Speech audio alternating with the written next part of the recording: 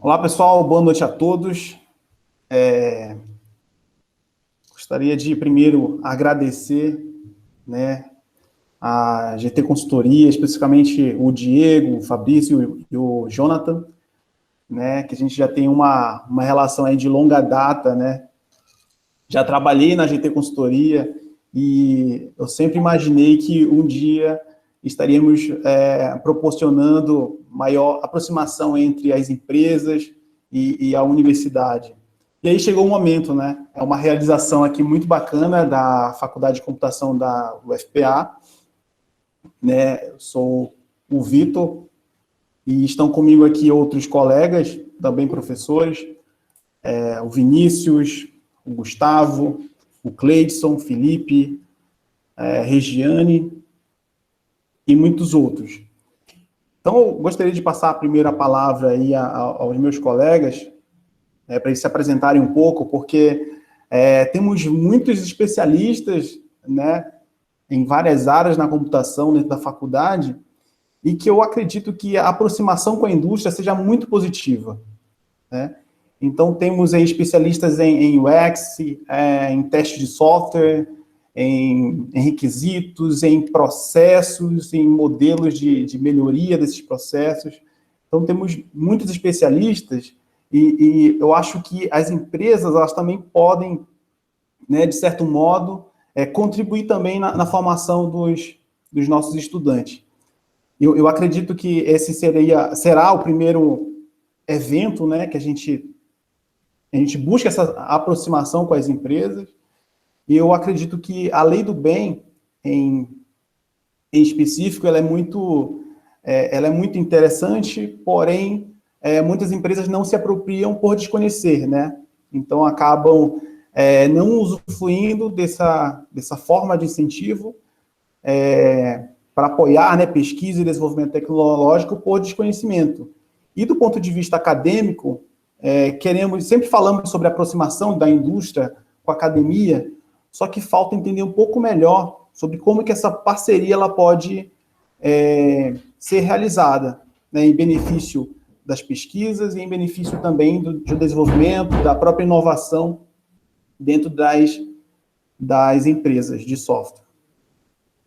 Então, eu passo aqui a palavra para os meus colegas, Gustavo, Vinícius, Cleidson, para vocês comentarem um pouco sobre o interesse de vocês, um pouco sobre a área de vocês e como que as empresas podem, né, consultá-los, né, pensando aí numa possível parceria. Eu vou tomar a palavra primeiro, então, e até para dar ajudar no contexto que está inserido, né, essa palestra de hoje. E primeiro agradecer ao Diego Teixeira e ao Jonathan, né, pelo tempo deles, né, que a gente teve uma conversa preliminar com o Diego. Eu fiquei realmente super interessado, porque eu conversava com o Vitor, a gente tem uma história um pouquinho parecida, que somos paraenses, mas se deslocamos e depois voltamos, né, para o estado do Pará, e a gente percebeu como um ponto-chave para a área de TIC no estado do Pará, a criação de um ambiente, né? Um ambiente que pode ser um ambiente empreendedor, um ambiente de indústria, né? E, sem dúvida nenhuma, essa lei do bem, ela passa por isso, né? Não é só isso, evidentemente, passa por uma questão de formação de recursos humanos, a universidade aprimorar mais essa comunicação com as empresas, com as indústrias.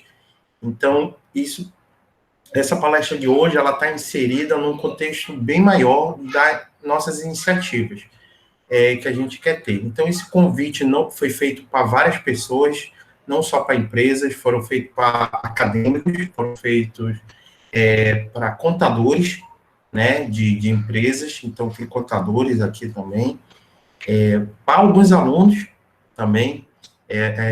Então, assim, tem um espectro, né, de público bem que está interessado, né, que às vezes olha com alguma desconfiança, né? Mas que eu acho que, quando a gente olha os exemplos de outras regiões, de outros estados, essa lei do bem veio para ficar e é uma das maneiras dessa comunicação com a universidade, focada em inovação, focada em pesquisa, acender essa parceria com a iniciativa privada, né? Então, se fala muito sobre o Estado, essa iniciativa no modo de fazer, então eu acho que é aí que surge. Então, como membro desse grupo que está fazendo, né, organizando, né, essas iniciativas, e vice-diretor da faculdade, a nossa diretora também está aqui, a professora Regiane Kawasaki, tá? A gente fica muito feliz, né, desse tempo do Diego e do Jonathan, para explicar um pouquinho para a gente, tirar nossas dúvidas, e vocês provavelmente vão perceber que as dúvidas são de diferentes pontos de vista, né? Que é isso que é o legal desse público que está aqui, porque, como eu falei, tem contadores, então vão olhar para o aspecto contábil, né, da questão, tem os empresários que estão olhando como é que eles podem encaixar isso nos projetos deles, quais são as iniciativas, e tem as pessoas do ponto de vista acadêmico, né, interessadas em projetos, interessado em trabalhar, né, fazer inovação. Então, muito obrigado a todos as pessoas que estão aqui presentes, tá? Gastando um pouquinho do seu tempo aí para aprender um pouquinho mais, tá bom? É isso.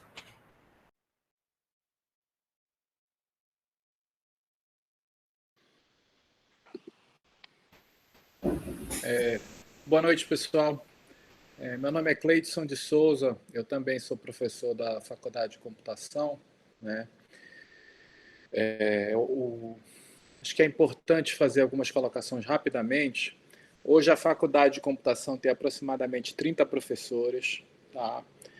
29 deles com doutorado, e somente uma professora que não tem doutorado, mas que está, né, interessada em cursar o doutorado. Não que isso seja um pré-requisito para a inovação. Quem já trabalhou com isso sabe, não é necessário ter um doutorado ou um mestrado para isso, mas vamos dizer que ajuda, né? Vamos colocar assim. Um outro aspecto que acho que é importante dizer sobre a faculdade é que a faculdade teve uma renovação muito grande, eu diria que nos últimos, talvez, 5 anos. Tá? Então, o professor Vitor Hugo, ele tem o quê? Tem 6 meses de universidade, 9 meses de universidade, no máximo. Né?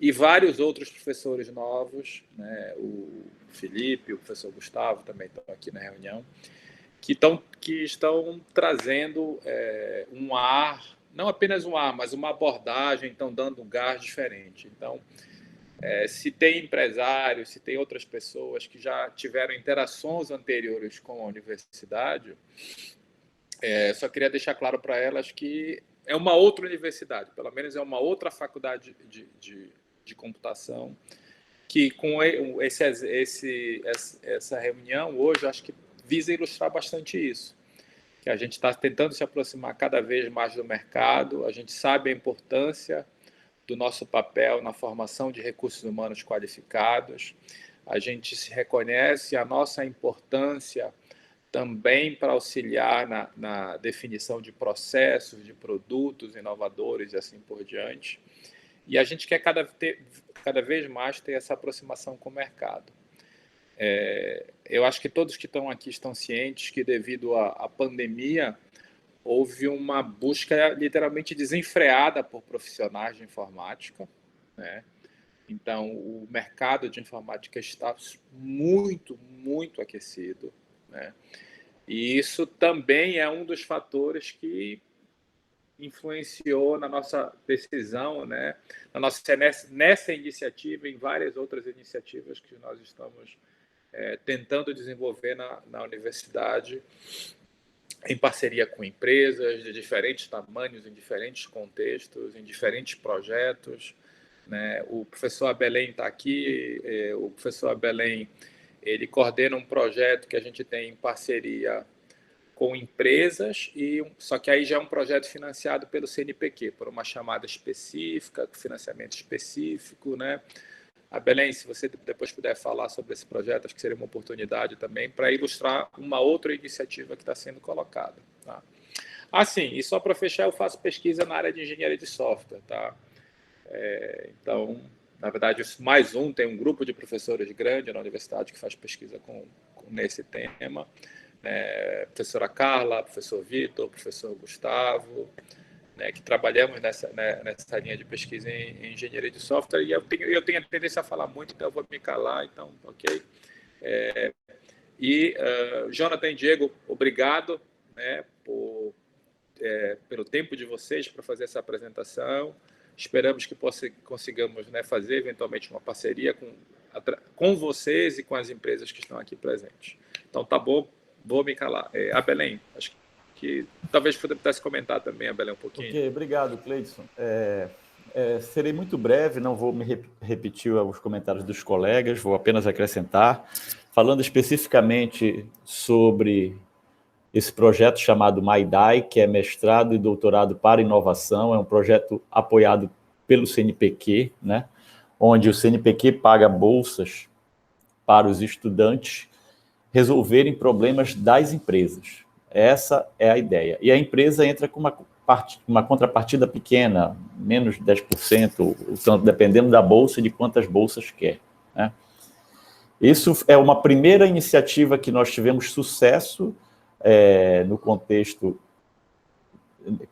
novo que o Cleidson já colocou, de estreitar essa parceria com a iniciativa privada, com empresas. São 5 empresas, o projeto engloba 5 empresas da UFPA, algumas aqui presentes, como eu estou vendo o Marcelo da Jambu, a pessoal da turma da Vibe, pessoal da Amachains, pessoal da Conecta, são algumas das empresas parceiras, e a gente faz questão de dar visibilidade a isso, empresas que estão acreditando no potencial que a universidade tem, a sua equipe, para ajudar a resolver os problemas reais.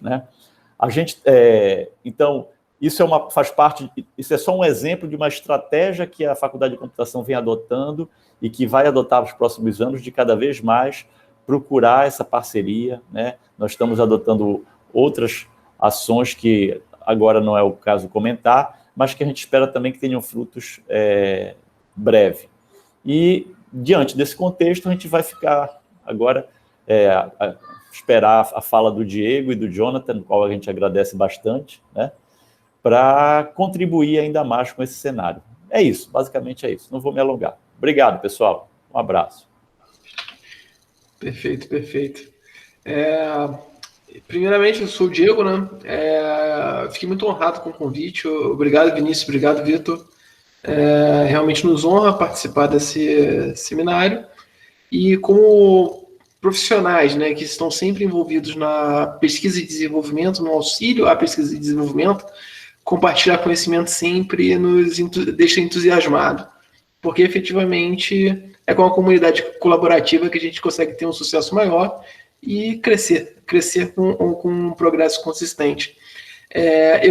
A minha fala inicial, embora o tema seja lei do bem, vocês vão ver que eu vou iniciar um pouco pela parte tributária, e na sequência o Jonathan vai seguir com incentivo. Por quê? Porque o incentivo está totalmente voltado, ele está totalmente vinculado a planejamento tributário, tá? Jonathan, você pode seguir um pouco a apresentação, por favor? Claro. Eu só queria ressaltar também algo que é muito interessante aqui, que é a presença do Fabrício, que é um dos sócios diretores. Então, nessa reunião, nós temos o G, o Gamino, e o T, tá? Então, nós temos esse privilégio de termos aí os 2 sócios diretores da GT, aí realmente as pessoas de excelência na matéria. Desde já, obrigado. Boa noite a todos. Deixa eu fazer um comentário. Bom, pessoal, o meu contato com a GT, principalmente com o Diego e com o Fabrício, vem desde 2016. Tivemos um encontro meio maluco no Rio de Janeiro e a parceria continua. E eu, desde 2016 até 2020, a gente trabalhou em vários projetos da iniciativa privada, e se vocês entrarem no site, vocês vão ver o nível de excelência da GT. São em níveis bilionários aí do que eles já conseguiram fazer, de retorno ao caixa das empresas. Então, assim, a empresa não nasceu hoje, né? Já tem aí mais de 15 anos. Eles têm, eu posso falar isso, né, com propriedade, eles têm uma equipe gigantesca aí de mestres e doutores para ajudar também as empresas a defenderem projetos científicos. Então, é um prazer enorme ter vocês. Eu agradeço novamente o tempo de vocês aqui com a gente, tá bom? Queremos aproveitar muito essa reunião de hoje. E no final, a gente deixa o espaço para as empresas questionarem vocês, tá certo? Eu acredito que muitos professores também tenham dúvidas como é que essa relação ela pode ser mais aproximada, né? Porque gera contribuição não somente para a pesquisa, né, do ponto de vista acadêmico, mas também de retorno financeiro às empresas. Então, eu deixo a palavra com vocês, tá bom? Diego, Jonathan e Fabrício. Vitor Hugo, obrigado. E, na verdade, até falando da Lei do Bem, só a título de curiosidade, a GT já mapeou e já incentivou mais de 2 bilhões de reais com esse incentivo, tá? Então, para vocês verem o quanto isso é impactante e quanto de diferencial competitivo ele permite. E um outro ponto importante também, quando a gente fala de lei do bem e de inovação, é que também essa legislação, ela existe em outros países. Então, a grande verdade hoje a GT, por exemplo, está em 6 países.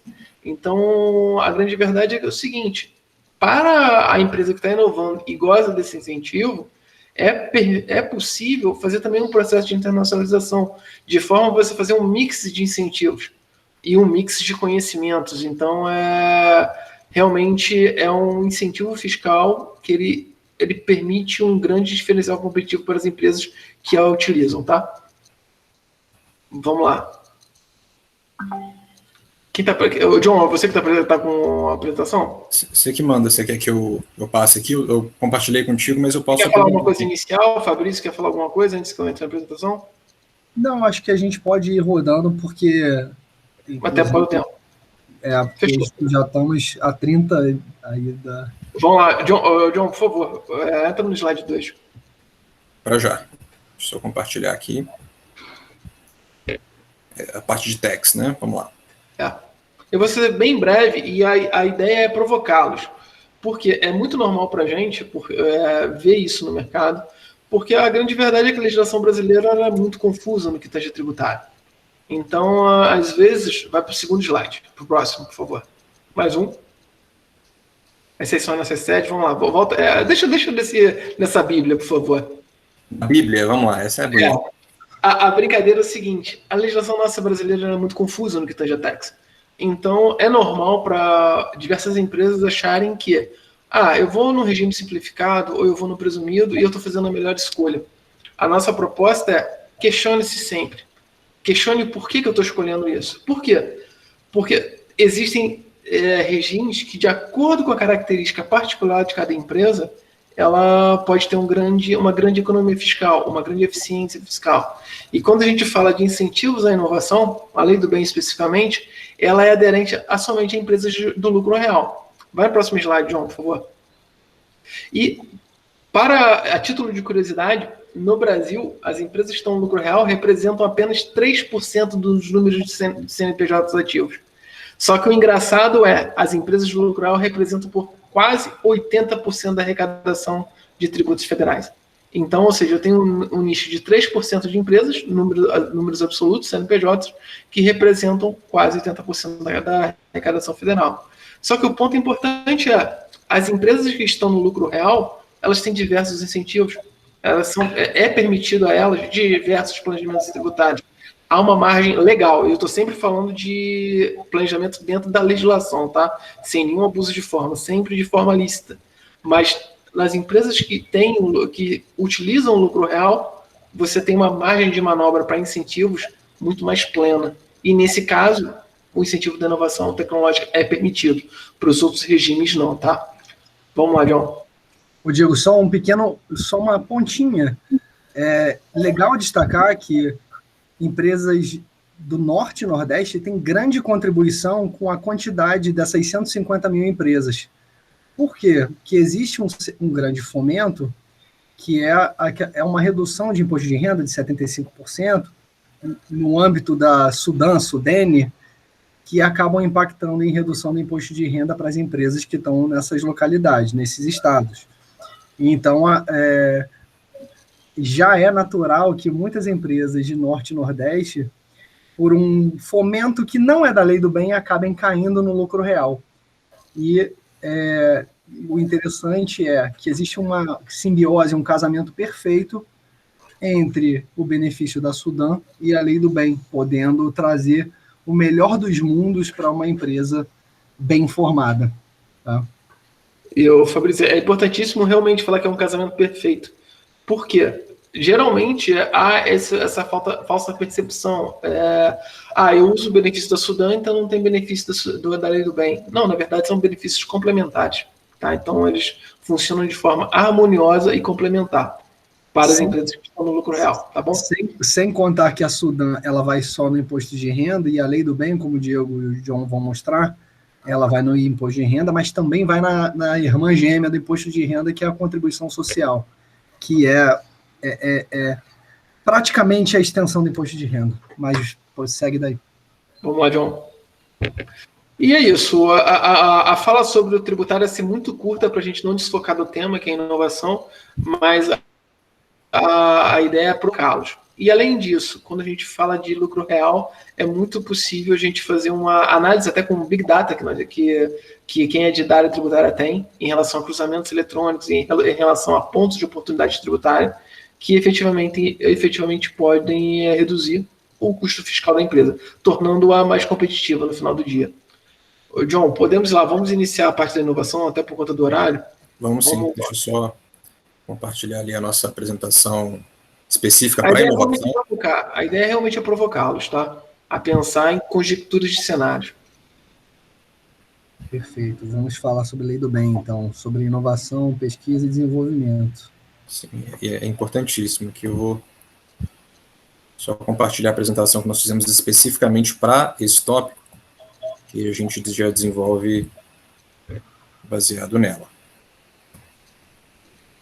Vamos lá.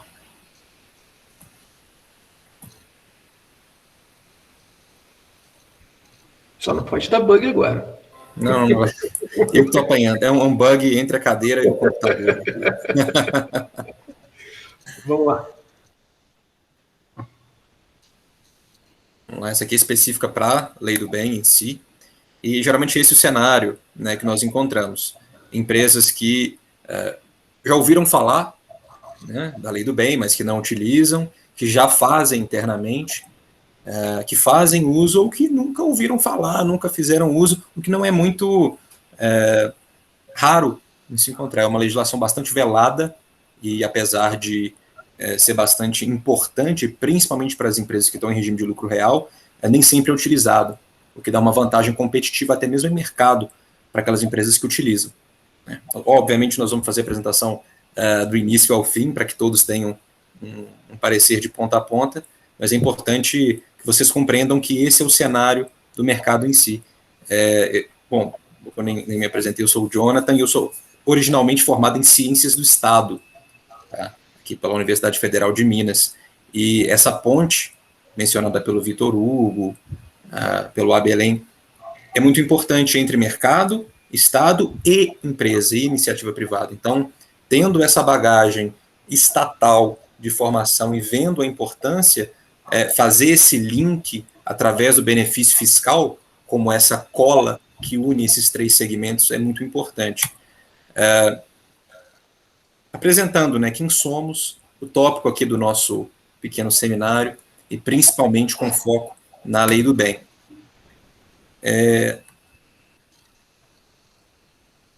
Quem pode, né? A primeira pergunta é o que é a lei do bem e quem pode realmente usufruir dela. É importante ressaltar o que o Diego já colocou.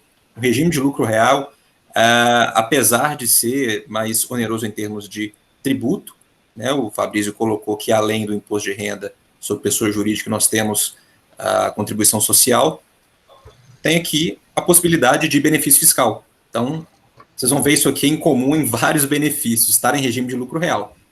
O lucro fiscal, né, que é a base positiva, até para que a gente tenha um fato gerador no momento da aplicação do benefício, eu vou explicar posteriormente no slide do cálculo mesmo efetivo, de como isso de fato vira dinheiro. Regularidade fiscal, né? Afinal de contas, a gente está falando de um benefício fiscal. Sem regularidade seria complicado requisitar isso. E tem que investir efetualmente em pesquisa, desenvolvimento e inovação. A pergunta é, o que é pesquisa, desenvolvimento e inovação? Será na que lei, né? Na lei, exatamente, na lei. Não é necessariamente o cara do tubo de ensaio, não é a pessoa que reinventa a roda, não é isso. A gente está falando, de fato, de uma melhoria, tá? Tá aqui o próprio Pode texto. até ser, né, John? Pode até ser a invenção de algo disruptivo, mas não precisa ser, não é apenas esses casos. A gente tem desde uma melhoria incremental a algo disruptivo. E aí reside uma grande dúvida sobre o incentivo. Geralmente as empresas acham que só podem usar o incentivo à inovação se elas fizerem algo que seja objeto de uma patente. Não há essa exigência. Na verdade, se tiver uma patente, ótimo para o nosso trabalho. Mas não há essa exigência. Eu posso trabalhar com melhoria incremental, por exemplo. E também, lendo o texto legal, a gente vê que muitas vezes os nossos representantes parlamentares, eles talvez não traduzem em palavras a melhor semântica possível. Por que isso? Se você pegar hoje esse texto aí, sobre considera-se inovação tecnológica, tentar conceber um novo produto ou processo, ou agregar novas funcionalidades ou características ao produto ou processo, parece que é só para a indústria, em princípio. Então, é legal que a gente tenha esse seminário aqui, porque talvez depois, se vocês quiserem entrar no próprio portal do MCTI, o próprio MCTI desmistifica. Espera lá, tem um guia da Lei do Bem que diz que pode ser produto, pode ser processo, pode ser serviço. A lei não discrimina nenhuma atividade econômica. Portanto, a pesquisa, desenvolvimento e inovação, ela pode ser qualquer empresa, desde que lucro real, que tenha imposto de renda para economizar, porque se ela não tiver lucrativa, ela não precisa do benefício, e, portanto, realize PDI, pesquisa, desenvolvimento e inovação, que é isso aqui. A letra fria está de um jeito, mas na prática ela é a tentativa de conceber um produto novo, ou aprimorar um produto novo, ou aprimorar um produto pré-existente, ou ainda seja através de novas funcionalidades ou features para um software, falando propriamente, seja qualquer tentativa de agregar algo nesse produto, ou serviço, ou processo, para torná-lo melhor, mais eficiente e, portanto, gerar ganho de qualidade e produtividade. Aí o restinho lá do texto legal. Perfeito. Até a raiz da palavra inovação, ela é semanticamente traiçoeira, vamos dizer assim. Porque inovação não é necessariamente algo novo, como o Diego colocou, como o Fabrício colocou, e nem mesmo para o mercado. Vamos colocar que um concorrente já aplica aquele desenvolvimento, aquele processo, e você não. Aquilo pode ser enquadrado na Lei do Bem como inovação? Sim, porque é inovação para você. Então, isso é muito importante ser diferenciado, que é uma inovação, de fato, para aquele CNPJ ao qual a gente está aplicando o benefício. É porque o incentivo é para o seu caminho para chegar lá. Não é você ter uma solução plug and play e que, me igualei ao concorrente. Não, o PDI não exige um esforço. O governo está querendo incentivar o teu caminho, te dar fôlego, te dar o cashback na gasolina. É basicamente isso. Só que esse cashback a gente vai ver já é de 27%.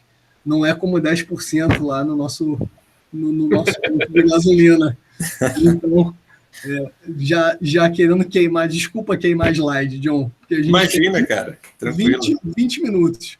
Mas a ideia é realmente dar o cashback para quem está na batalha, quem está no caminho. Quem tá compartilhar o risco da inovação. É para compartilhar o risco da inovação. Exatamente. Esse é o objetivo da lei.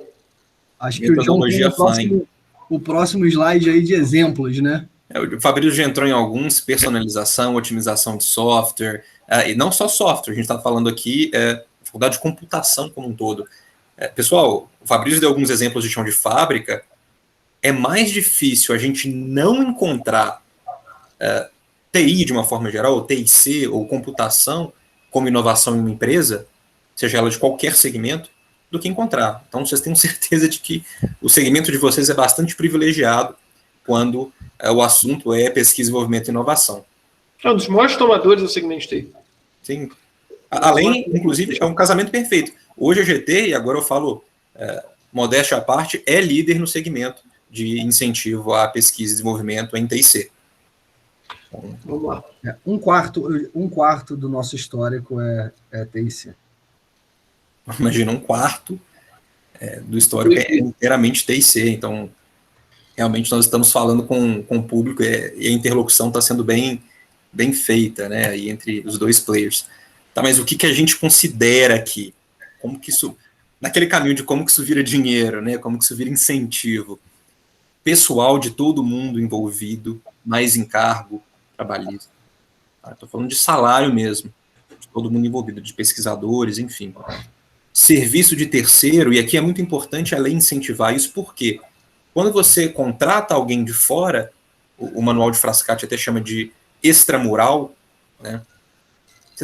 Entende-se que você está buscando uma tecnologia, uma inovação que está além do seu conhecimento, está saindo do seu escopo, da sua zona de conforto, para buscar uma tecnologia e trazê-la para casa. Então, nota fiscal de terceiro, tudo aquilo que você contrata para viabilizar aquela melhoria é incentivável, além de caso de material e insumo.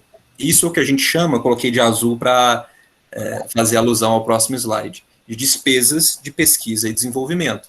Ô, John, posso te fazer uma pergunta aqui, que já para antecipar 7 perguntas que a gente teria daqui a 15 minutos. Claro, cara.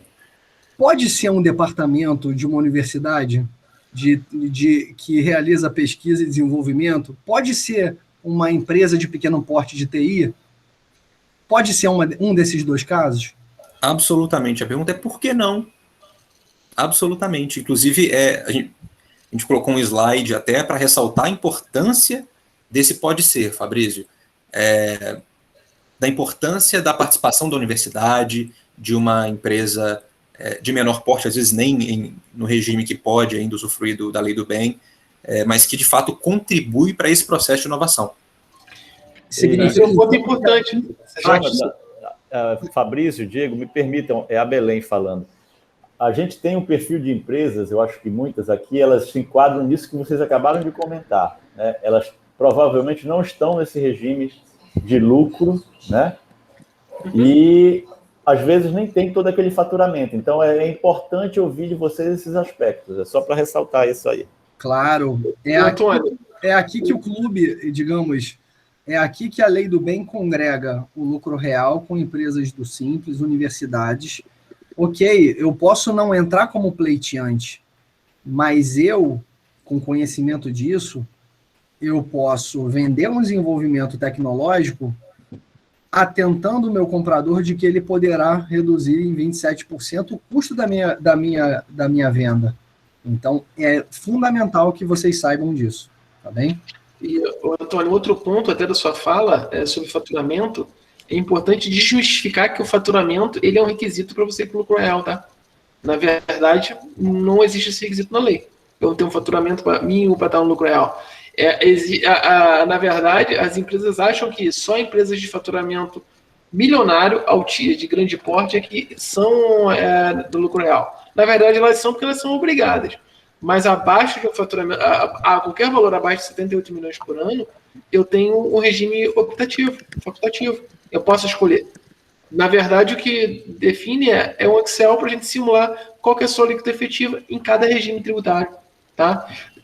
Pensando que eu posso somar, eu posso conjecturar cenários de planejamento tributário lícitos. Tá? Perfeito. Jonathan, eu queria fazer uma pergunta. Esse item 1, pessoal, salários e encargos, quer dizer, se eu tenho um funcionário da empresa que também está trabalhando na parte de inovação, nesse projeto de inovação, é isso que pode ser considerado na lei do bem? Só para entender. Cleidson, nesse caso de salário, sim. No caso de uma contratação, ele entraria como serviço de terceiro. Perfeito. Perfeito? E ressaltando ainda... Oi?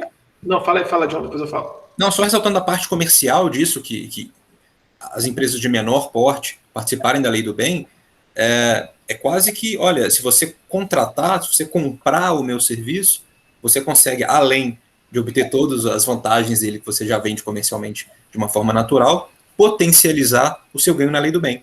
Ou seja, é um upsell natural quando você já oferece a lei do bem agregado ao seu serviço. E, na verdade, o seu serviço, nesse caso, é uma peça do quebra-cabeça de um projeto maior de quem está contratando. Porque também não pode simplesmente ele chegar e comprar toda a solução plug and play para ele, porque ela incentiva risco tecnológico. E um grande ponto dessa aplicação da lei, e aí falando sobre as universidades, é que é interessante essa união do público com o privado. Então, quando eu tenho uma universidade no meio, ajudando a fazer a pesquisa, a redação junto ao Ministério de Ciência e Tecnologia ela é facilitada.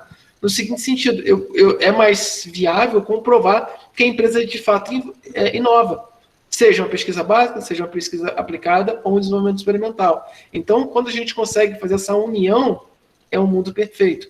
Inclusive, até dos nossos clientes que não têm parceria com a universidade, a gente fomenta isso. Por quê? Porque melhora a aderência, tanto no que tange a compartilhamento de conhecimento, quanto também a própria defesa do incentivo junto ao Estado. Mas só um comentário, Diego, só para exemplificar um pouco, quer dizer então que se eu tenho uma parceria, né, se a empresa tem uma parceria com um grupo de pesquisa, e esse grupo, né, desenvolve com alguns alunos algo que vai agregar valor em um produto de software, quer dizer então que como fruto dessa parceria, né, você tem aumento na possibilidade, né, na chance disso ser aprovado. Sim. Sim. E tem um outro ponto, o divisor de águas é a empresa não pode simplesmente delegar para um terceiro. Ela tem que trabalhar em comunhão, em conjunto, porque ela tem que ter a gestão e o risco tecnológico.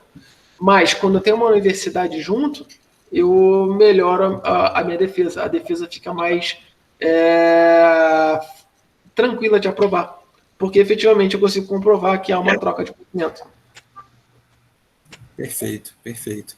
Aqui de fato como a gente chega nessa economia, é o famoso antes e depois, né? Antes, tem milhões aqui, vou colocar 1 milhão só para arredondar, né? Deixar uma conta redonda, receita total, os custos diversos, despesa em desenvolvimento e inovação, aqueles 3 que eu havia abordado aqui anteriormente, tá? A empresa vou colocar aqui como 100 mil, e o lucro contábil, né, para fins de imposto, ou impostos no plural, que aqui a gente tem mais de um, de 300 mil. Tá? Então, as alíquotas aqui, 15% de imposto de renda, 10% adicional e 9% da contribuição social, incidem direto na base, 300 mil, você paga o correspondente. Essa é uma empresa sem lei do bem. Então, a base, as alíquotas e o pagamento, simples assim. O mesmo cenário, exatamente a mesma empresa depois do incentivo. Tá? O mesmo investimento, afinal de contas, ela já investiu, né? A mesma base, só que aqui nós temos a exclusão em P&D de 80% daquilo que ela investiu nela mesma, através desses projetos de inovação. Então, se ela investiu 100, 80% de 100, 80 mil. Okay? Isso é retirado da base. Então, se a base antes era 300, a base original, nós temos uma nova exclusão de 80%, ela passa a ser 220. Então, as alíquotas vão incidir sobre uma base menor, consequentemente, gerando um pagamento a ser recolhido menor. Esse é o grande diferencial da lei do bem. Perguntas que surgem, poxa, mas eu não reduzo a alíquota? Não, a alíquota não, você reduz a base. Até quanto eu reduzo a base? Até 0, e isso não é nenhum tipo de sofismo. Tá? A gente vê isso com muita frequência, principalmente em empresas do setor tecnológico hoje em dia. Empresas que estão no regime de lucro real e que têm essa base zerada e, portanto, não pagam nem imposto de renda e nem contribuição social. Isso gera uma economia líquida, tá? Uma base de economia de 27,2% daquilo que ela já investiu. Ou seja, mais de 1/4 que hoje escoa aí pelos ralos da Receita Federal deveria, por lei, voltar para os cofres das empresas, através desse benefício fiscal e que muitas vezes é negligenciado por uma legislação que é velada. O Jonathan, um comentário é que no segmento de TI, como o custo é muito alto de folha, de salários e etc., e o segmento ele tem tanta aderência à lei do bem, que é muito normal para a gente ter o grande limitador, que é o lucro da empresa. Às vezes a gente acha um número que é muito maior do que a base tributária dela. Então a gente faz o pleito e zera a base, mas ainda teria gordura caso o lucro da empresa fosse maior. Tá? Então é bem usual isso, a gente identificar um custo maior do que o lucro tributário daquele período e que a empresa poderia absorver. Mas no final do dia, a alíquota efetiva de imposto de renda e contribuição social é zero. E um ponto importante, diferente de outros incentivos fiscais, a lei do bem, ela permite que eu não tenho que prometer que eu vou reinvestir na empresa, que eu tenho que reinvestir. Não há essa limitação legal como há em outros incentivos. Então, no final do dia, eu aumento o lucro líquido. Eu aumento o lucro líquido, pode ser base de dividendos, ou eu posso efetivamente reinvestir, mas aí fica a gosto da administração da companhia, em cima do orçamento dela, em cima da visão estratégica dela. Eu aproveito até o que o Diego e o John disseram sobre as vantagens da empresa. Parece que isso está numa outra dimensão. Não, eu estou no presumido, eu estou no simples. Isso aí, para mim, é grego. Não quero nem ver esse slide. Mas eu convido vocês depois a tomarem nota num papelzinho, talvez os empresários que têm uma empresa de TI, que está no presumido ou no simples. Dá uma olhada se a alíquota do simples já não está maior do que 10% atualmente. E eu convido vocês a analisarem o seguinte cenário.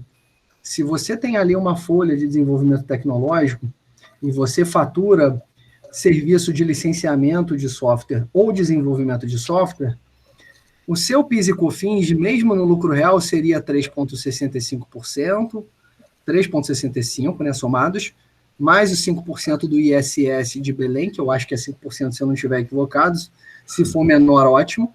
Logo, vocês estão em 8,65%. Se esse cenário que o Diego está dizendo que é tão comum zerar a base de cálculo do imposto de renda, vocês não vão pagar mais nada.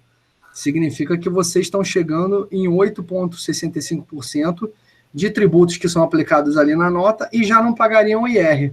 Talvez o próprio lucro real já seja melhor do que o cenário que muitos estão pagando, e aí a gente já está colocando aí de brinde essa informação para levarem ali para o contador e para algo, para a empresa de TI com quem vocês se relacionam, tá bom? E Diego, eu tenho duas perguntas, só que elas são bem diretas, assim. A primeira, isso daí num cenário de uma empresa de TIC, por exemplo, que pode estar trabalhando não só com software, mas também com hardware, onde a lei a outra lei de incentivo, que é a lei da informática, ela também poderia. Então, isso também agrega também, ou uma pode conflitar com a outra? E a segunda pergunta, vocês, na base de cliente de vocês, que vocês já têm, vocês têm alguma empresa de TIC? Assim, não precisa entrar em detalhe, que a gente sabe que muito dessas informações é segredo. Como é que mais ou menos ocorre, mais ou menos? Só para a gente ter um exemplo. Assim. 1/4 dos benefícios que a gente mapeou na história, daqueles 2 bilhões que eu falei, foi TIC. Ou seja, 500 milhões. A GT hoje é a empresa que faz lei do bem, o maior número de pleitos de tecnologia da informação que estão dentro da lei do bem é a GT que faz. Então, a gente tem uma carteira muito representativa. Então, é perfeitamente aderente. É uma coisa bem importante da legislação brasileira. Tem N benefícios. E, geralmente, eles são complementares. Tá? Então, vai ter algum detalhe ou outro que eles não vão poder conflitar, mas, como regra geral, eles são complementares. E saber fazer esse mix de incentivos da legislação brasileira é algo que vai diminuir drasticamente a sua taxa efetiva de tributos e, por consequência, liberar margem para você ser mais competitivo. Ter um preço melhor, na verdade, entendeu? Só uma resposta pontual, a lei de informática, que você citou muito bem, ela é um outro incentivo que se aplica, aí ele já é mais restrito para o universo. São 500 empresas que usam no Brasil, portanto, bem menos do que empresas aderentes à lei do bem, e é para quem comercializa portanto, produtos industrializados de bens de informática, portanto, que tem algum tipo de ecrã digital, vai para laptop, vai para raio-x com ecrã digital, enfim, até incubadora. Iote, por exemplo, esses relógios, drone, entraria? Então, drone eu não sei, acho que não. Mas todos os produtos que ele, por curiosidade, se você quiser dar uma olhada, lá na código de produtos do Mercosul, 84 até 90, são máquinas, equipamentos, bens de informática, máquinas e equipamentos, para fabricantes, para integradores desses equipamentos. É um incentivo para eles, tá? Então é um grande capital. Depois da reunião, a gente pode até compartilhar com vocês o link da nossa calculadora da lei da informática, que aí vocês podem simular. Vocês vão ter a liberdade de testar NCM, valor e etc., e simular uma estimativa de quanto seria o benefício para a empresa que tem aderência à lei da informática. Depois a gente compartilha com vocês o link. Está no nosso site, na verdade. Mas depois a gente pode compartilhar o site. Fiquem à vontade para navegar. Aqui estão, inclusive, os bilhões. A gente está falando em bi, tá? Mapeado nas 5 regiões. Líder em TIC, como perguntado. E aqui nós temos os próprios incentivos, inclusive as calculadoras aqui. Tá? Fiquem à vontade. No próprio site vocês já conseguem ter um panorama, tá? do que pode ser feito e, quiçá, um número mais próximo daquilo. Além do e-book, da Lei do Bem, enfim. O nosso site é bem completo em relação a isso. Jonathan, o Marcelo Sá está com a mão levantada, que ele quer fazer uma pergunta. Vai lá, Marcelo? Opa, Marcelo. Oi, pessoal. Oi, Jonathan. Então, deixa eu perguntar uma curiosidade operacional, não é? A minha curiosidade é a seguinte. Vocês consideram que uma barreira para adesão de empresas é uma eventual complexidade escriturária? Ou seja, eu presumo que quem acessa esse tipo de recurso, eventualmente tem uma complexidade escriturária, porque, primeiro, tu tens que usar o recurso que ainda vai ser realizado ao longo do período fiscal, do exercício fiscal, eu presumo, eu não entendo da lei do bem. Então, eu presumo que eu vou executar o meu custo, né, que vai ser abatido no imposto, durante o ano fiscal. Eventualmente, isso pode implicar numa complexidade escriturária, né, da minha contabilidade. Desculpa lhe interromper. É porque você provavelmente está com cabeça nos editais, porque você tem que fazer uma promessa de aplicação de recurso futuro para P&D, mas não, a lei do bem é ao contrário. Normalmente, você, à medida que você tem o gasto, você registra, monitora o gasto, e no ano seguinte você envia um formulário eletrônico ao governo com os dados informativos do que você fez no ano anterior. Então, você vai controlando o presente e até a data de corte. Então, o lucro real, normalmente, ele é anual, então você tem os gastos anuais. E é como no nosso imposto de renda pessoa física. A gente fecha um ano, meses depois a gente informa aquilo para a autoridade. É a mesma coisa. Só que a gente vai informar isso a outra autoridade, que é o Ministério da Ciência, Tecnologia e Inovação. Tá bem? Bom, aí entra a minha segunda posicionamento, a minha segunda pergunta, porque eu tô pensando em barreira, né? E obviamente, tentando encontrar argumentos para buscar, por exemplo, parceiros de operação para entrarem comigo na lei do bem. Mas a questão é a seguinte, eventualmente, existe um risco da não aprovação das minhas contas, né? O que quer que eu tenha submetido como um investimento em P&D para inovação, não ser aceito no ano subsequente. Isso sim vai ter um impacto na minha operação. E aí eu estou já pensando, por exemplo, se eu abordar uma das SAs que são minhas clientes, claro, né, chamar vocês para me ajudar a vender a ideia da lei do bem e eles me contratarem para eu apoiá-los, esse tipo qual de risco... Óbice, né? Qual o risco? Exato. Tem risco sim, e vamos usar isso aqui... Adianta a apresentação, adianta o termômetro. Para esclarecer, vamos lá. O termômetro, João. Vamos lá. O governo reprova, em média, 81% do volume financeiro, tá? Então, o que é um índice de aprovação alto até, né? 80 é um bom índice, né? A gente tem parâmetro de Portugal.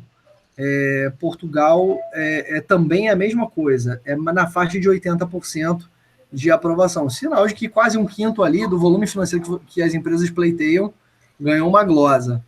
Aí isso enseja uma pergunta adicional. Isso automaticamente vira um risco, tal? Não é automático, tá? Mas uma vez que existe a reprovação, o MCTI oficia a Receita Federal e pode ser que ocorra alguma fiscalização. Agora, isso eu estou lhe falando sobre o Brasil, a reprovação média é 80%. O que a GT faz para fugir desse risco? O que a GT faz para fugir desse risco é uma análise, um acervo de milhares de projetos. Que nós já fizemos, né? O entendimento do que a própria MCTI entende como PDI, e que nós criamos uma espécie de algoritmo nosso, com vários critérios que pontuam para que a gente consiga, antes da empresa pleitear o projeto, para que ela tenha a aderência dela à lei do bem, segundo esse nosso critério lá, a marca registrada. Com isso, nós conseguimos levar o nosso índice de aprovação. No último ano calendário, ele foi de 98,2% versus 81% de média do governo. Então, e mesmo esse 1,8%, nós não levamos o cliente a risco, porque nós dissemos para ele, seu projeto tem média aderência, não tome antecipadamente o crédito. Então, a GT, por isso, está invicta há mais de década, por conta dessa metodologia que a gente vem criando e adaptando todo ano, observando o comportamento do próprio governo. Isso aí. Pessoal, o Walter estava com a mão levantada, mas ele baixou, então não sei se já foi respondida a pergunta dele. Walter? Está nos ouvindo? Em parte, sim, já foi respondido, né, o que o Marcelo falou. Eu queria só realmente fazer um comentário do que vocês falaram com relação ao modelo, né, de contribuição. Eu realmente passei por isso quando estava no Simples, analisamos o presumido e nós percebemos que já não era mais vantagem estar no presumido. Mas sempre me veio também, quando a gente analisa isso, aquele medo que é passado para a gente, até pelo próprio computador, com relação ao lucro real, né? E aí eu queria ouvir um pouco de vocês, assim, a diferença, né, contábil, isso que o Marcelo também está se preocupando, eu acho que é interessante, porque o que nos passaram é que o lucro real tem que ser muito mais controlado, né? Todo esse controle de gastos, de entradas e de saídas tem que ser muito mais refinado. Ô, Walter, Oi. É verdade. Por que tem que ser... Na verdade, até por interesse seu precisa ser controlado.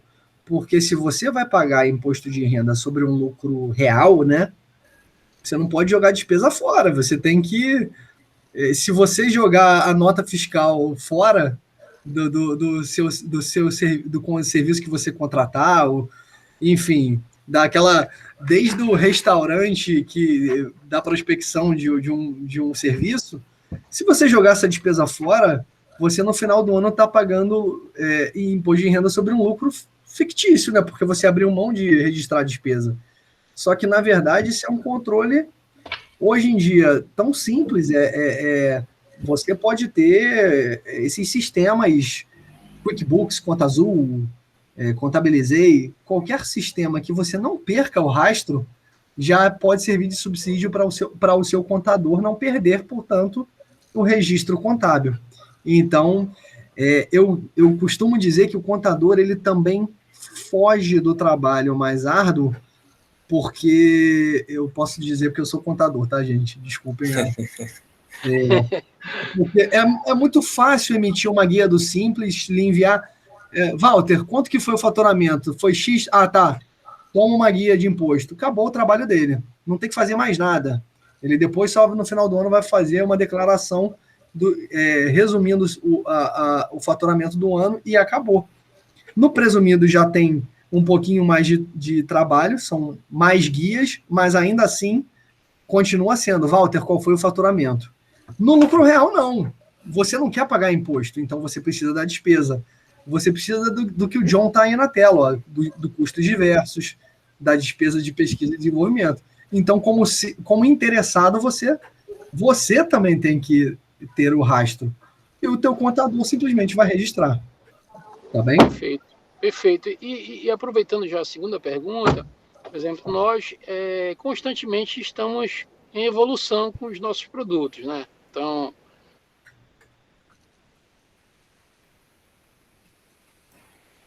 investindo numa inovação interna da empresa, isso também é abatido na base, lá daqui de valor da base? A gente pegou o final, mas você estava dizendo que aprimora produtos da empresa. Era isso?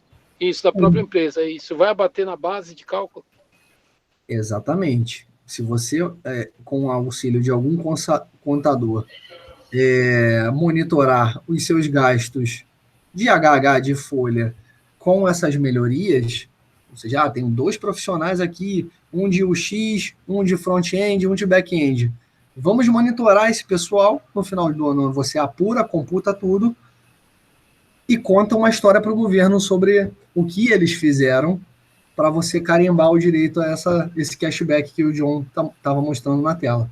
Exatamente. Inclusive, aqui no texto legal isso aborda, tá? Então, é categórico no próprio texto legal. As melhorias incrementais, ainda que não seja algo novo no mercado, se uma melhoria interna em um produto já existente. Bacana. E aí, nesse caso, não tem um risco nenhum, né, Marcelo? Se for um P&D interno, praticamente você tem que fazer mesmo, e se aprovarem, beleza, né? Se não aprovarem... Volta, você vai diminuir seu custo de inovação. Olha que interessante. Essa é a pegada do incentivo. Isso aí. É compartilhar o risco da inovação. Então, e como é que se compartilha? É de forma financeira. Então, você, no final do dia, você vai ter um custo de P&D menor, o que vai te estimular a investir mais em P&D, contratar mais pessoas, melhorar o background dessas pessoas, então contratar um mestre, um doutor, ou fomentar até a própria política de bolsas internas na empresa para ir para uma universidade, etc. É um ciclo virtuoso. Perfeito, estou animado já. Essa é a grande sacada da lei. Estou animado já. Perfeito, obrigado. Deixa eu fazer uma pergunta para vocês. Eu estou tentando monitorar quem está com a mão levantada. Acho que depois de mim, acho que tem o Vitor Hugo, a Fátima, e só para ver se eu entendi direito essa conta. Quer dizer, olhando essa questão da exclusão, né, foi investido 80 mil em P&D. Se esse investimento em P&D fosse muito maior, significaria que a empresa não pagaria imposto? É isso? Eu entendi errado ou é isso mesmo? É isso? Não pagaria imposto social. A gente pode chegar ao nível de não ter lucro e ter zero lucro tributário. O limite é o 0, inclusive, a gente não pode gerar prejuízo, mas esse abatimento... Fiscal, Johnson, é bom ter desculpa te cortar, mas é porque isso gera uma grande confusão. Você pode ter um ponto de ter lucro zero fiscal, mas a corporação teve lucro, a corporação ganhou dinheiro. Só que para fins tributários, ela não criou uma base que fosse suficiente para pagar o imposto de renda e contribuição social. Tem algumas empresas clientes nossas lá na B3. Então, como é que você vai ver isso? Você vai puxar lá o demonstrativo de lucro dela, você vai ver lá lucro contábil, um valor. Provisão do imposto de renda. Zero. Como é possível isso?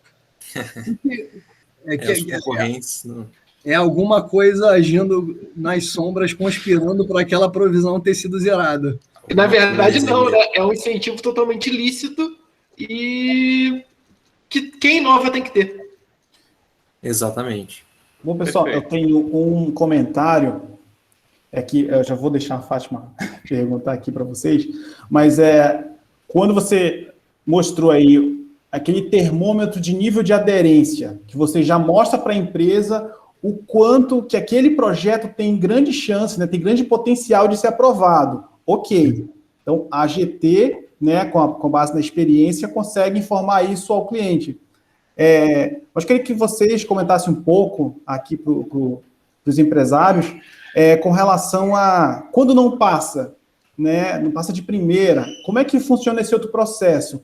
Porque excelente. Até onde eu pude observar, né, nas experiências que tivemos, a chance ali de aprovação, mesmo em uma segunda etapa, é muito alta.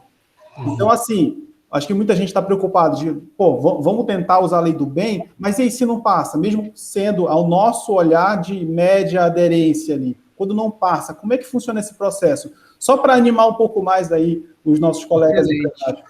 Excelente. São 3 chances, Vitor.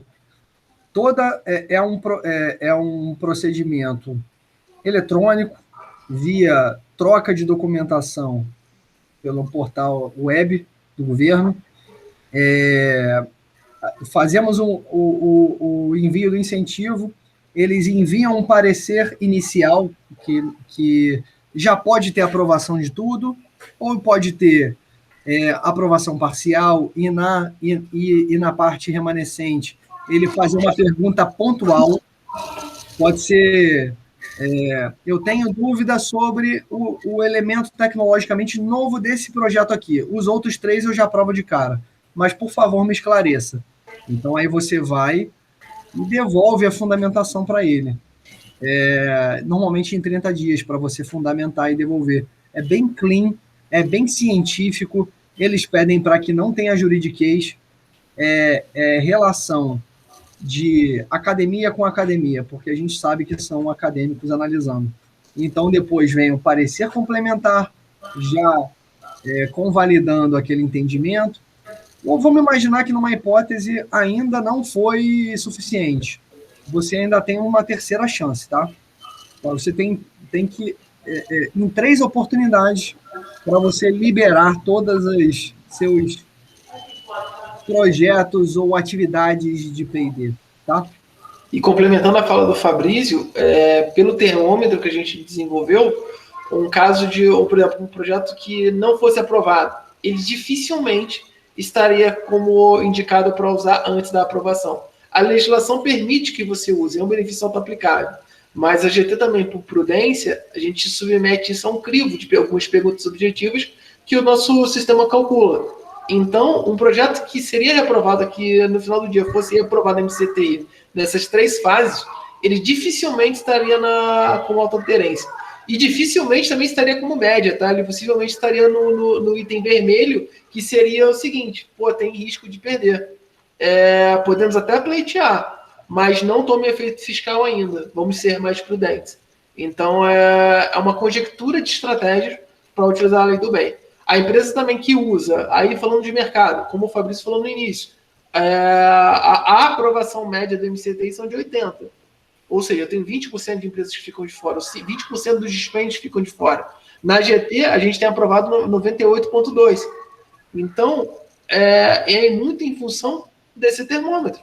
Por quê? Porque é uma forma de você usar o benefício na sua plenitude, mas também não criar uma exposição fiscal. Tá? Então, essa análise é bem interessante, de ver a aderência das atividades ao que a lei pede e o que a banca também costuma analisar. Monitorando aqui, a gente tem pessoas na fila para questionar vocês. Fátima, por favor. O meu tempo de espera já deu para esclarecer um monte de coisa. Boa noite, pessoal. Boa noite. Boa noite. Esse tema da lei do bem aqui, ele me é muito interessante, muito caro.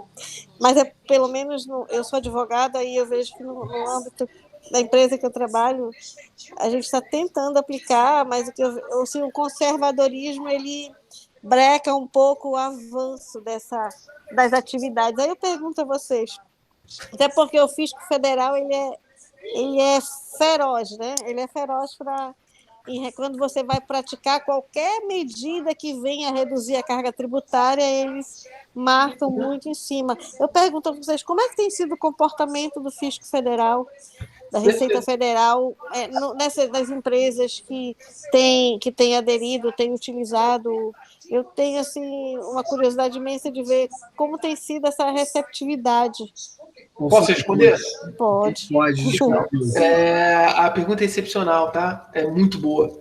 E o que acontece? Quando você fala das declarações fiscais, Recefe, ela tem linha específica para esse incentivo, tá?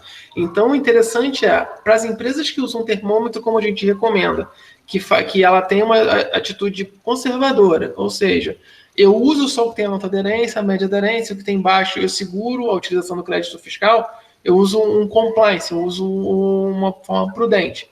E com a escrituração correta na ICF, dificilmente você vai ter algum questionamento da Receita, exceto se você usar o benefício e você tiver uma reprovação em cima daquele valor que foi reprovado.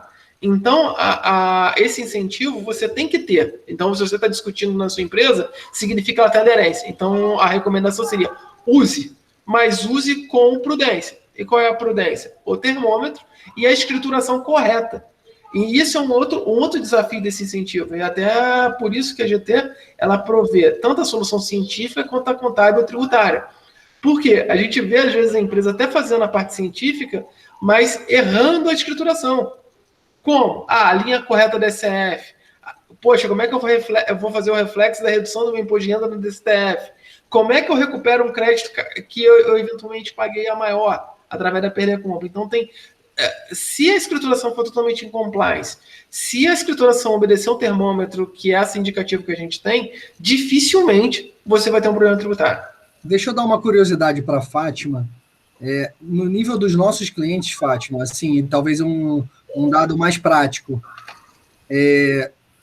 Como nós não apuramos reprovação, a Receita Federal não vem nos nossos clientes. Por quê? Porque ela tem trabalho para ir nos que ela foi oficiada, que foram reprovadas. Então, é muito raro a gente prestar contas para um fiscal. Assim, como que a gente presta contas para fiscal? Eu vou lhe dar um número assim. 1% dos pleitos já tem um fiscal que visita recorrentemente a empresa, que nem sempre é o caso, provavelmente não é o caso da sua empresa. Então, às vezes é uma curiosidade do fiscal de compreender o incentivo.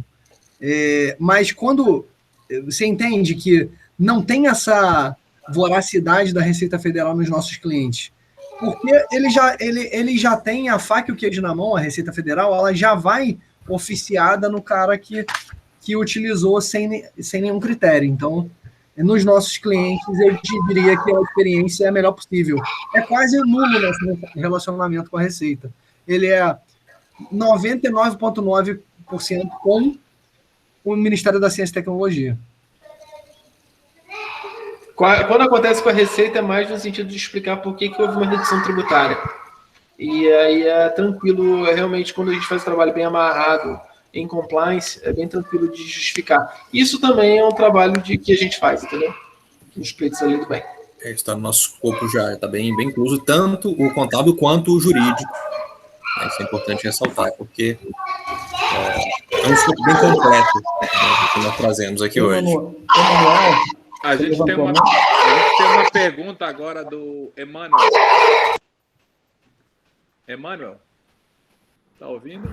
Oi, pessoal, tudo bem? Boa noite. Primeiro, agradecer pela apresentação aí, esclarecimentos. A primeira pergunta é uma sumarização, na verdade, né? Bem, uma pergunta, eu queria confirmar o entendimento. Quando a gente colocou lá aquele balanço, aquela explicação, né? Sobre com incentivo e sem incentivo, né? Como se aplica. Quando a gente chega ali na parte depois do incentivo, só para eu entender. Vamos pensar que eu fiz um projeto no qual eu terceirizei, ou eu deleguei a academia, ou algo do tipo, no qual eu tive uma despesa específica para eu poder ter realmente essa minha pesquisa, né? Para eu poder fazer esse desenvolvimento de um software meu, ou de uma vertical de conhecimento.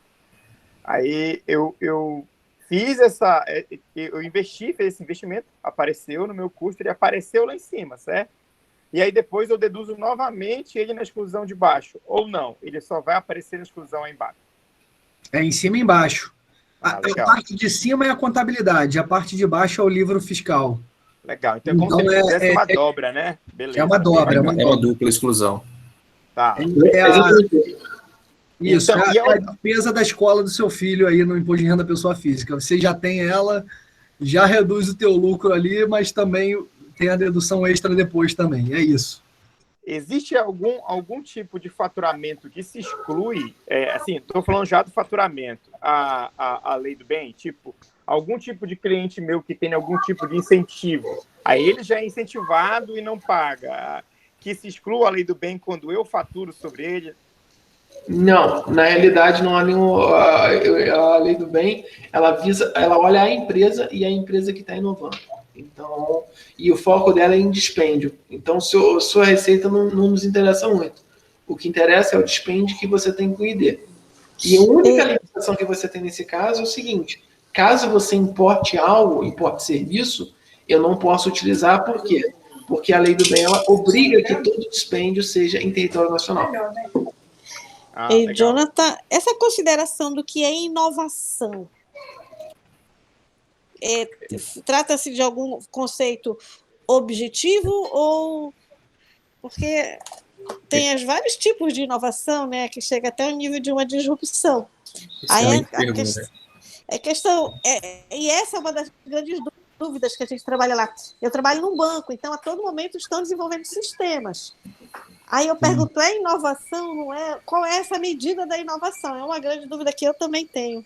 O setor bancário é um dos maiores tomadores. Tá? Imagina. Que também fazem software para banco. São os grandes tomadores do incentivo. Tá? E exatamente, os grandes tomadores. Imaginei. O que você falou faz sentido mesmo. Tem diferentes graus de inovação.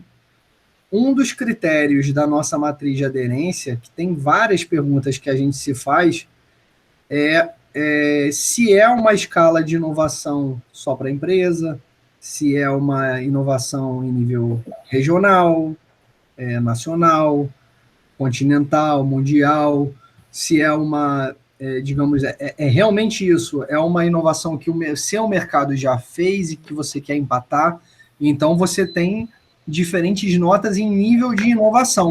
Às vezes, a sua nota não é muito boa na inovação, mas é muito boa na metodologia, na forma de fazer. Então, você pode... aí a gente já estou te dizendo um pouquinho dos bastidores da GT, de como que a gente classifica os projetos. Às vezes tem uma metodologia ali, que é uma metodologia de vanguarda. Então, às vezes tem uma linguagem que é uma linguagem de vanguarda, às vezes você tem um desafio que é um desafio tecnológico nobre, enfim, uma necessidade de processamento de grandes volumes que os tempos atuais exigem. Então, enfim, tem N coisas que, às vezes, no mérito, ele não é um projeto mais inovador, porque o banco concorrente também tem, mas o seu caminho, lembra que o incentivo é para o teu caminho, para a tua gasolina? Então, a gasolina que você vai consumir é uma gasolina, enfim, que tem seus méritos próprios, enfim, ela é ecológica, enfim, estou fazendo uma analogia bem ruim, mas você entendeu que no caso específico do seu banco, você pode ganhar no mérito, no desafio, em detrimento do mérito, ou o contrário. Então, isso aí vai um pouquinho da nossa metodologia de trabalho para classificar os projetos. Perfeito. Ótimas considerações, pessoal. Obrigada. Perfeito. E apesar dos marcos teóricos, né, o manual de Frascati que eu mencionei anteriormente, e da legislação... É uma Bíblia, né? É a Bíblia. Sim, dizem que é a Bíblia do P&D, mas é muito importante atentar para o próprio conceito legal brasileiro. Muita empresa estrangeira chega com o manual de Frascati debaixo do braço, dizendo que não, porque é aqui, mas na verdade a própria legislação brasileira tem suas nuances em relação ao conceito e a conceituar a inovação. Então, além do Frascati, é importante observar as nuances da própria lei do bem e a prática de mercado que o Fabrício acabou de explanar um pouquinho para a gente. É um mix. Pessoal, opa, desculpa. O Marcelo está com a mão levantada já faz um tempão aqui, pessoal. Eu ia dizer justamente isso, para a gente manter a fila, né? Tem o Marcelo, Vamos manter a fila aqui, Cleison, Rafael e Vinícius. Legal, rapidinho. A minha questão é rápida. Na verdade, a minha curiosidade em relação a porte, né? Eu tenho certeza que vocês têm no portfólio de vocês grandes empresas, empresas de grande porte, mas eu tenho a curiosidade para saber qual é a aderência lá no termômetro de vocês para empresas de médio porte e microempresas. Como é que está isso? O porte da empresa não impacta em nada, não é nenhum critério para o nosso trabalho. Então, falando dos nossos clientes, aí sim, a gente tem startups, tem empresas que têm 1 ano de vida, 2 anos de vida, que estão rodando com aporte, com série A, enfim, não tem muito.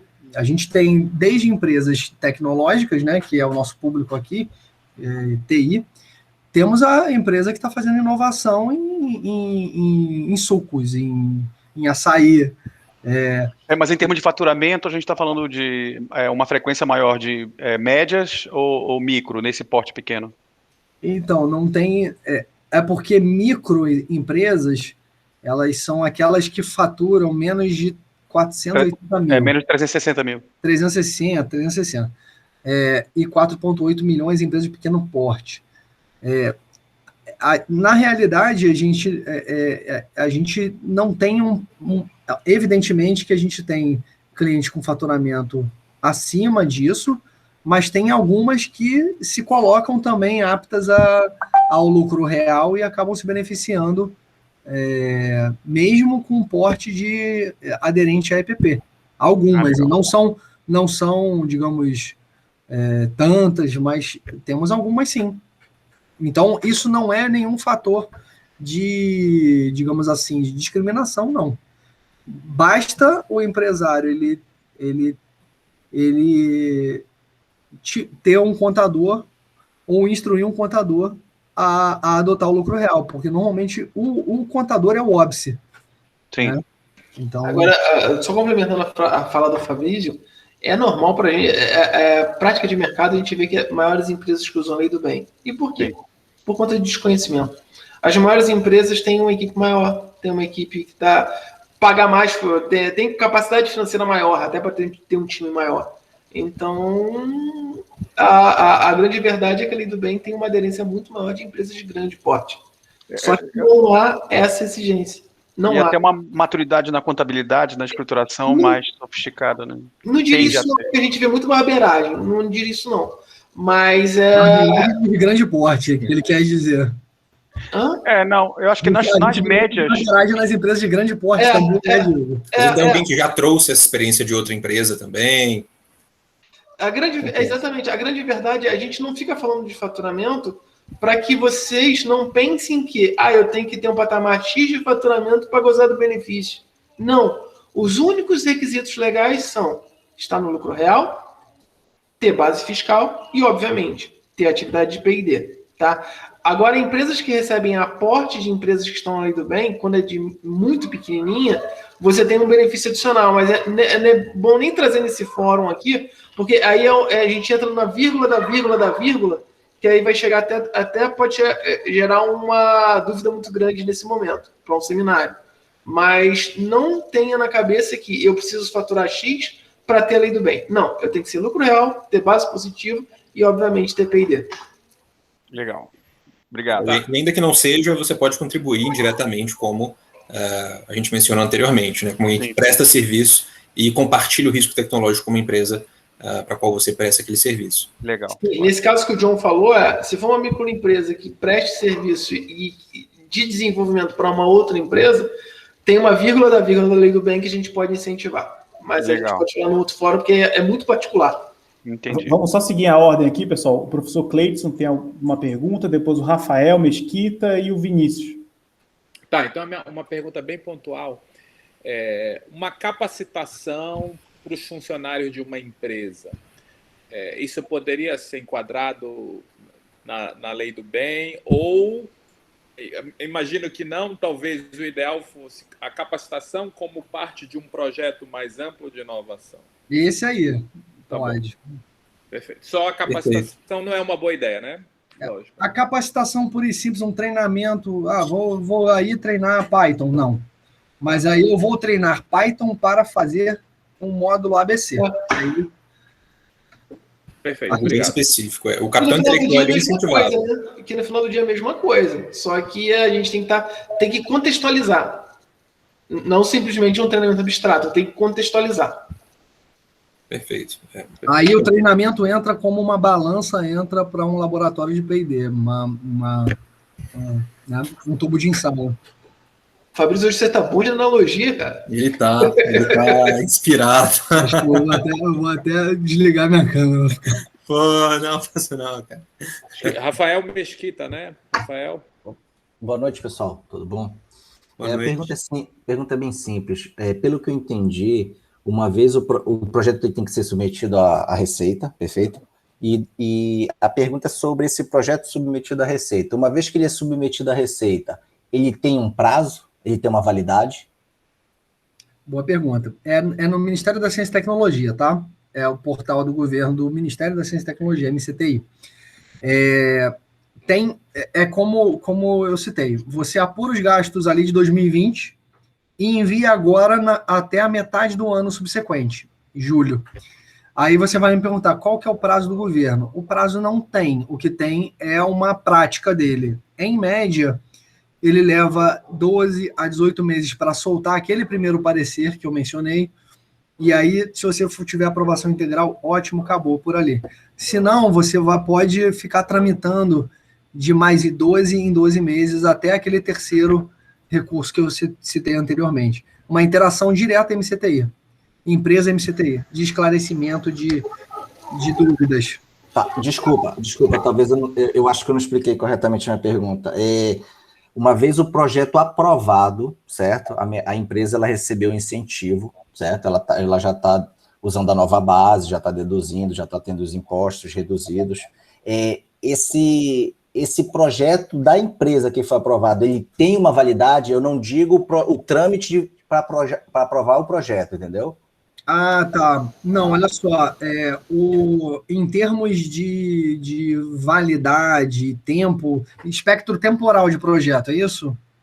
Perfeito, isso mesmo. Rafael, na verdade, Fabrício, deixa eu eu acho que eu entendi melhor a pergunta dele. Na verdade, Rafael, esse benefício ele tem que ser feito anualmente. Então, e ele obedece à competência do dispêndio, o período que eu tive aquele dispêndio. Então, todo ano eu tenho que fazer um pleito novo. Perfeito, tá? era isso. Não é porque eu aprovei hoje que eu tenho a certeza absoluta que eu vou aprovar eternamente. Não. Todo ano é um pleito novo, todo ano eu tenho que tirar o retrato, né, a fotografia daquele período, dizendo qual é o elemento inovador, qual é a barreira, qual é a metodologia que eu desenvolvi naquele período, naquele ano calendário, tá? Mesmo que seja o mesmo projeto. E é normal quando a gente fala de P&D, P&D seria o top. Fala assim, olha só, o P&D tem que começar no dia 1º de janeiro e terminar no dia 31/12. Não, isso não existe. É normal a gente pegar projetos de ciclo de vida contínuo, que ele pega 1, 2 anos, ou até uma empresa, por exemplo, que tem uma área de laboratório e melhorias contínuas. Todo ano aquela área vai entrar. O que a gente vai ter que retratar é qual foi os elementos inovadores, quais foram os conhecimentos gerados, quais foram as barreiras e quais as metodologias daquele período. Então, retrato anual e não há uma garantia de entrar com jogo ganho. Não existe jogo ganho. É todo ano um pleito novo. Todo ano é um desafio também para a gente de entender a empresa, reforçar os desafios dela, reforçar a pesquisa feita para conseguir a aprovação. Perfeito, obrigado. Jogamos juntos. Bom, pessoal, o tempo está bem avançado. Eu acho que a gente vai precisar de outras reuniões para esclarecer tudo, né? Para a gente começar a ter mais esse vínculo com as empresas. Uma duvidazinha. Ok, Fátima tem uma pergunta? Desculpa te interromper. A Fátima tem, por favor, pode abrir. Posso? Lhe peço desculpas, mas é rapidinho. Tudo bem. Então, assim, você falou que ele todo ano deve ser pedido, mas eu tenho que pedir somente daquele ano, ou eu posso observar os prazos prescricionais, por exemplo, e pedir dos meus últimos 5 anos, para obter, eventualmente, uma compensação? Essa pergunta é ótima. Infelizmente, é só do aquele período. Porque a gente tem... obviamente, é um lançamento de homologação, eu tenho 5 anos para prescrição no que você fala de tributos, tá? Mas o marco legal desse incentivo é pleitear junto ao MCTI, que é o Ministério de Ciência e Tecnologia. E ele abre a janela sempre no meio do ano seguinte. E quando ele fecha a janela, acabou. Ele não reabre, entendeu? Então, hoje, por exemplo, a gente poderia fazer a recuperação do ano de 2020. Entendeu? Para tudo que você gastou em 2020, ainda dá para recuperar até julho de 21. Porque julho de 21 fecha a minha janela junto ao MCTI. Ela está aberta agora. Eu posso entrar e fazer um pleito. Está aberto a submissão de formulários. Igual o envio da declaração de pessoa física de imposto. Está no período que está aberto. Só que quando passar o deadline, que é dia 31 de julho, esse período encerra. Se encerrar, eu não consigo mais formalizar para aquele ano calendário. Perfeito, muito obrigado. Vinícius, por favor. Você tem é bem rápido, gente, até mesmo porque vocês viram que vocês chegaram como iluministas aqui, né? Que a gente está tentando abrir a cabeça aqui para a lei do bem, e eu até agradecer antecipadamente aqui e perceber que não é a última vez, eu espero que não seja, que a gente tenha mais esse retorno aí, às vezes com um grupo fechado, que às vezes para colocar num contexto melhor, aquela vírgula da vírgula, né? Para a gente chegar nesses pontos. Eu tenho uma perguntinha que eu espero que seja bem rápida, assim, é uma questão de ambiente, porque a gente da universidade, a gente é cobrado do ponto de vista de retorno à sociedade. E não é incomum um empresário de outros setores, que não é de TIC, né, nos procurarem para projeto. Né? E eles nem sabem como fazer isso, às vezes. Entendeu? E aí, por exemplo, dar rapidamente um contexto aqui, já teve empresários do ramo de transporte, né, de mercadorias, que me procurou para um desenvolvimento de um app, por exemplo. E aí, nesse exemplo, aliando isso com uma empresa de TIC, é possível a gente ainda dar um suporte fiscal para essa empresa, além do projeto? A pergunta é se a lei do bem seria aplicável para o âmbito de desenvolvimento com uma empresa... Isso, que não tem nada a ver com TIC, por exemplo. Só que ela, normalmente, o primeiro contato que ela faz, não é muitas das vezes com a empresa de TIC. Até mesmo porque ela tem na imaginação dela que um projeto de software é muito caro. Né? Ela não tem essa condição. Então, a gente ter essa bagagem de falar assim, olha, não é tão isso, a gente ainda consegue um subsídio fiscal para você, eu acho que começa a ser bem mais atrativo, né? Qualquer empresa de lucro real pode contratar solução de desenvolvimento tecnológico de terceiros, independente do regime fiscal do terceiro. Então, se esse transportador ou se essa empresa, qualquer que seja, está no lucro real e ela quer desenvolver tecnologia no Brasil, ela é uma grande candidata ao incentivo. Perfeito. E por mais que ela não tenha originalmente um KNAI inovador, vamos dizer assim, por ela estar buscando uma empresa de TIC ou uma iniciativa em TIC, ela está realmente buscando a inovação, é o que se entende ali, né? Está compartilhando o risco da inovação. Então, ela passa a ter, sim, esse olhar para a lei do bem. E aquela venda dupla que nós comentamos no início, né? Uma empresa de menor porte fornecendo iniciativas para que essa empresa de maior porte passe a inovar e, consequentemente, passe a fazer gozo da lei do bem. Então, gente, antes de eu passar para o Vitor, eu só queria agradecer novamente em nome da faculdade, tá? Pelo esse tempo que vocês dispendiaram aqui com a gente. Agradecer ao Fabrício, que foi a primeira vez que a gente está conversando. O Diego, a gente já se conheceu, é a segunda vez que ele gasta o tempo. O Jonathan, prazer também, tá, Jonathan? Vocês são convidados, por favor, venham mais vezes, a gente está precisando, tá? E é isso. Eu vou deixar com o Vitor agora para finalizar. Obrigado pelo tempo. Gente, prazer, viu? Bom, pessoal, foi um privilégio contar com vocês aí para esclarecer tantas dúvidas, tanto de nós, da gente como professores, pesquisadores, né? E também de muitos empresários da nossa região. né? Acho que vocês já perceberam, muitas perguntas foram ligadas à capacitação, né, profissional, ter projetos em parceria com as empresas. Eu acho que para essas questões e esses projetos vai ser necessário a gente reunir novamente, né? Eu não comentei, mas o Marcelo, ele é presidente da Paratic, né, uma associação de várias indústrias de software na região. Então, a gente tem muitos projetos, né, com alta capacidade, com alta aderência, e muito provável, né, que a gente reúna novamente. Esse é o primeiro contato, né, que a gente começou hoje, mas muito provável a gente terá várias reuniões para esclarecer novas dúvidas.